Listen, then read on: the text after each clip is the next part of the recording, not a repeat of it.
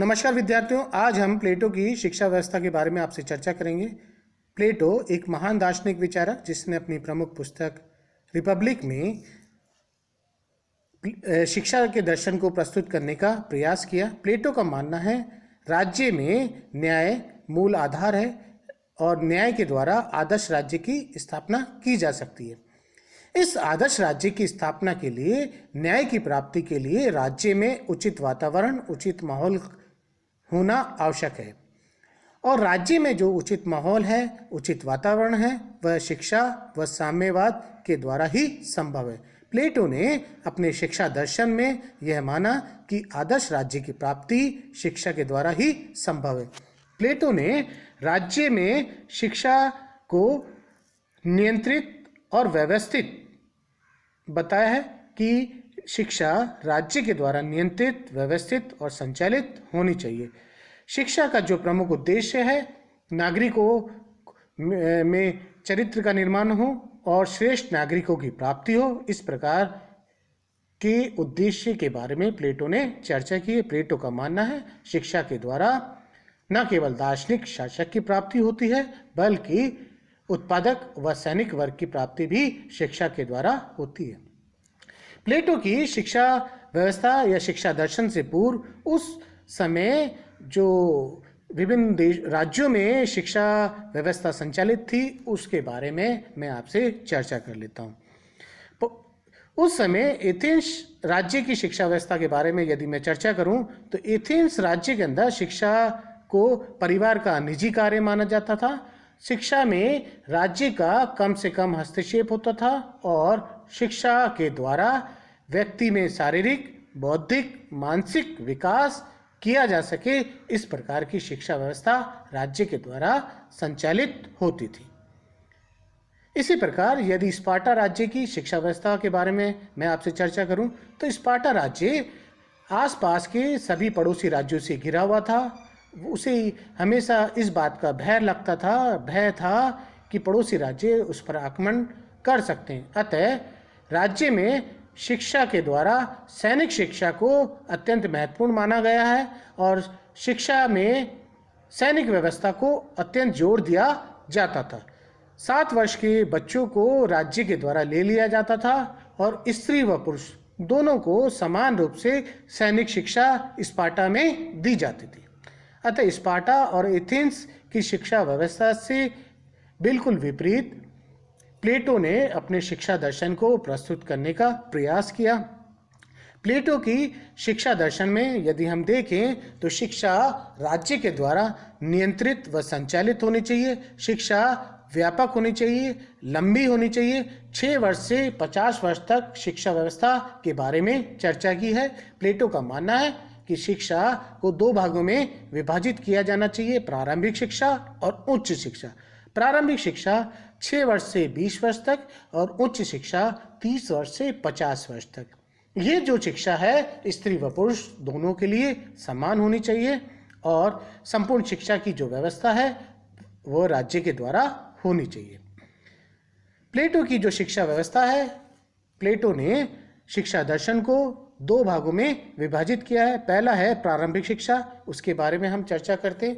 प्रारंभिक शिक्षा 6 वर्ष से लेकर 50 वर्ष तक के बच्चों के लिए अनिवार्य बताई गई है। प्लेटो का मानना है 6 वर्ष से 20 वर्ष तक के बच्चों के लिए अनिवार्य शिक्षा होनी चाहिए और 6 वर्ष से लेकर 18 वर्ष तक संगीत और व्यायाम की शिक्षा दी जानी चाहिए। संगीत और व्यायाम की शिक्षा देने का प्रमुख उद्देश्य प्लेटो ने माना है कि बच्चों में शारीरिक और मानसिक विकास होगा। संगीत के माध्यम से बच्चों में भावनाओं का विकास होगा, उनमें उनकी आत्मा को संतुष्टि प्राप्त होगी और संगीत के साथ साथ विभिन्न प्रकार की कला, नृत्य, कविता पाठ आदि को भी प्लेटो ने उपयोगी माना है। 6 वर्ष से लेकर 18 वर्ष तक संगीत और व्यायाम की शिक्षा देनी चाहिए। व्यायाम की शिक्षा से शारीरिक विकास होगा, मानसिक विकास होगा। अतः प्लेटो ने शारीरिक और मानसिक विकास के बाद 2 वर्ष की सैनिक शिक्षा का भी प्रावधान किया है। प्लेटो का मानना है 18 वर्ष से 20 वर्ष तक सैनिक शिक्षा दी जानी चाहिए। सैनिक शिक्षा का उद्देश्य प्लेटो के द्वारा यह बताया गया है कि जो विद्यार्थी है उसमें अनुशासन की भावना होगी, वह राज्य के लिए कार्य करेगा, राज्य के प्रति अपने कर्तव्यों का पालन करेगा। अतः 6 वर्ष से लेकर 20 वर्ष तक प्रारंभिक शिक्षा का प्लेटो ने अपने दर्शन में वर्णन प्रस्तुत किया है। आगे चलकर प्लेटो ने उच्च शिक्षा के बारे में भी अपने विचार प्रस्तुत किए हैं।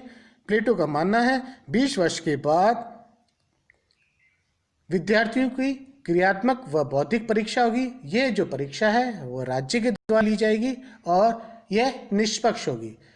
प्लेटो की जो शिक्षा योजना है, शिक्षा दर्शन है, वह स्त्री व पुरुष दोनों के लिए समान है। प्लेटो का मानना है स्त्री व पुरुष दोनों समान रूप से शिक्षा प्राप्त कर सकते हैं। अतः 20 वर्ष की आयु में क्रियात्मक व बौद्धिक परीक्षा होगी और यह जो परीक्षा में विद्यार्थी उत्तीर्ण होगा वो आगे की शिक्षा प्राप्त करेगा और जो अनुत्तीर्ण होगा या फेल हो जाएगा वह सैनिक या उत्पादक वर्ग के रूप में कार्य करेगा, सैनिक वर्ग के रूप में कार्य करेगा। उत्पादक वर्ग के रूप में यदि हम देखें तो किसान, व्यापारी वर्ग, शिल्पी वर्ग के रूप में वह कार्य करेगा। और जो विद्यार्थी पास हो जाता है वो आगे की शिक्षा प्राप्त करेगा। आगे वह गणित, नीतिशास्त्र, दर्शन शास्त्र की शिक्षा प्राप्त करेगा। 10 वर्ष की शिक्षा प्राप्त करने के पश्चात वह पुनः परीक्षा देगा और यदि वह परीक्षा में पास हो जाता है तो वो आगे शिक्षा प्राप्त करेगा। और जो अनुत्तीर्ण हो जाता है 30 वर्ष की आयु में जो परीक्षा आयोजित होती है, यदि वह अनुत्तीर्ण हो जाता है तो वह सामान्य अधिकारी के तौर पर कार्य करेगा। प्लेटो ने उच्च शिक्षा के लिए शिक्षा में अकादमी का भी प्रावधान किया है। प्लेटो ने शिक्षा में अकादमी को महत्वपूर्ण माना है और प्लेटो ने शिक्षा के केंद्र के रूप में अकादमी को महत्वपूर्ण मानते हुए यह माना कि राज्य के द्वारा विभिन्न अकादमी से शिक्षा संचालित की जानी चाहिए। अकादमी में प्लेटो ने यह माना कि गणित को अत्यंत उपयोगी विषय मानते हुए प्लेटो ने अकादमी जो खोली उसके प्रमुख द्वार पर यह लिखा कि ज्यामिति से अपरिचित व्यक्ति प्रवेश नहीं ले, अर्थात कि जो एकेडमी है उसमें ज्यामिति यानी गणित का जो विषय है उसे प्रमुख स्थान दिया जाता है। प्लेटो की जो शिक्षा व्यवस्था है वह 30 वर्ष के बाद 5 वर्ष तक के विद्यार्थियों को शिक्षा व दर्शन की द्वंद्व व दर्शन की शिक्षा प्राप्त करेंगे और 35 वर्ष की आयु के बाद सांसारिक कठिनाई, व्यवहारिकता प्राप्त करने का अनुभव प्राप्त करेंगे। 15 वर्ष तक, 35 वर्ष के बाद 15 वर्ष तक वो सांसारिक व कठिनाई अनुभव प्राप्त करेंगे। यानी 30 वर्ष से लेकर 50 वर्ष तक जो ये शिक्षा प्राप्त व्यक्ति कर लेता है, संपूर्ण शिक्षा पर खरा उतरता है, वह आगे चलकर दार्शनिक शासक के रूप में कार्य करेगा। प्लेटो की जो शिक्षा है वह 6 वर्ष से लेकर 50 वर्ष तक है। प्लेटो ने अलग अलग आयु के हिसाब से शिक्षा को निर्धारित किया है। प्रारंभिक शिक्षा जो 6 वर्ष से 20 वर्ष तक है और उच्च शिक्षा जो 20 वर्ष से 50 वर्ष तक है। और इस 50 वर्ष की शिक्षा प्राप्त करने के पश्चात जो व्यक्ति संपूर्ण खरा उतरता है वह आगे चलकर दार्शनिक शासक के रूप में कार्य करेगा। प्लेटो ने शिक्षा को 6 वर्ष से 50 वर्ष तक की शिक्षा योजना के माध्यम से प्रस्तुत किया है और साथ में यह भी बताया है कि शिक्षा स्त्री व पुरुष दोनों के लिए है और ये जो शिक्षा है वह राज्य के द्वारा नियंत्रित व संचालित होनी चाहिए। यदि हम प्लेटो की शिक्षा दर्शन में विशेषताओं को देखें तो निम्न विशेषताएं निकलकर सामने आती हैं। पहला, शिक्षा राज्य के द्वारा नियंत्रित। प्लेटो की जो शिक्षा है वह राज्य के द्वारा नियंत्रित व संचालित है। संपूर्ण शिक्षा की जो व्यवस्था है वह राज्य के द्वारा की जानी चाहिए। शिक्षा नियंत्रित व संचालित भी राज्य के द्वारा होनी चाहिए, अर्थात संपूर्ण व्यवस्थाएं राज्य के द्वारा संचालित होंगी। अगला, शिक्षा का उद्देश्य आदर्श राज्य की स्थापना। प्लेटो का मानना है आदर्श राज्य की स्थापना शिक्षा के द्वारा ही संभव है। आदर्श राज्य की जो स्थापना है वह शिक्षा के माध्यम से ही पूर्ण की जा सकती है। प्लेटो का मानना है शिक्षा के द्वारा एक ऐसे वातावरण, ऐसे माहौल की स्थापना की जाती है जिससे कि राज्य में आदर्श राज्य की स्थापना हो सके। आगे, शिक्षा को दो भागों में विभक्त। प्लेटो ने शिक्षा को दो भागों में विभक्त किया है। प्रारंभिक शिक्षा जो 6 वर्ष से 20 वर्ष तक चलती है, उच्च शिक्षा जो 20 वर्ष से 50 वर्ष तक चलती है। इसमें 10 वर्ष की उच्च शिक्षा भी है जिसमें नीति शास्त्र, गणित, दर्शन को महत्वपूर्ण माना गया है, अर्थात 6 वर्ष से लेकर 50 वर्ष तक की शिक्षा व्यवस्था, जिसे दो भागों में विभाजित किया गया है, प्रारंभिक शिक्षा व उच्च शिक्षा। अगला, स्त्री व पुरुष दोनों के लिए। प्लेटो की जो शिक्षा व्यवस्था है वह स्त्री व पुरुष दोनों के लिए समान है। दोनों को समानता का दर्जा दिया गया है। दोनों समान रूप से शिक्षा प्राप्त कर सकते हैं। स्त्री व पुरुष यानी स्त्रियों को भी महत्वपूर्ण मानते हुए शिक्षा प्राप्ति का अधिकारी बताया गया है। प्लेटो को मानना है स्त्री व पुरुष दोनों ही समान रूप से शिक्षा प्राप्त कर सकते हैं। अगला, शिक्षा द्वारा शासन को कला माना। प्लेटो के द्वारा यह माना गया कि शिक्षा के माध्यम से आदर्श राज्य की स्थापना की जा सकती है। विभिन्न कलाओं के माध्यम से, विभिन्न दर्शन के माध्यम से शासन में एक आदर्श राज्य की स्थापना की जा सकती है, श्रेष्ठ शासन की स्थापना की जा सकती है। प्लेटो का मानना है कि दार्शनिक शासन को एक कला मानना चाहिए जिससे कि श्रेष्ठ शासन की स्थापना की जा सके।